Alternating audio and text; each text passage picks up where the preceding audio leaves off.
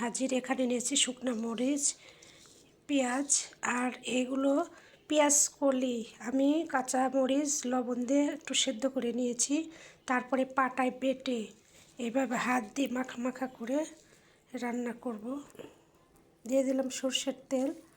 এখন এই যে হাত দিয়ে মাখাবো, দেখেন কতটা মজা। হালকা কিন্তু তেল দিয়েছিলাম, যদি আরও লাগে তো আরও দিব।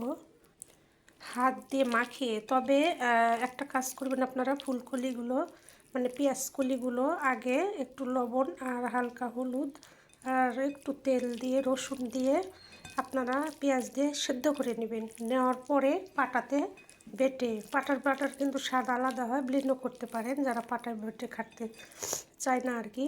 আর তারপরে এভাবে শুকনো মরিচ আবার পেঁয়াজ, কাঁচা পেঁয়াজ দিয়ে সরিষার তেল দিয়ে এভাবে মাখা মাখা করবেন।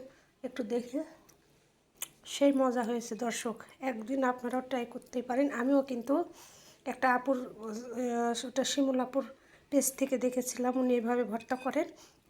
তা কৃতজ্ঞতা, আমি ভর্তা এভাবে খেতাম না, মানে অন্যভাবে করতাম। আমারটাও একদিন দেখাবো আপনাদের, তো এইভাবে আপনারাও ট্রাই করবেন। ভালো থাকবেন সবাই, সুস্থ থাকবেন। আজকের মতো বিদায়, আল্লাহ হাফিজ।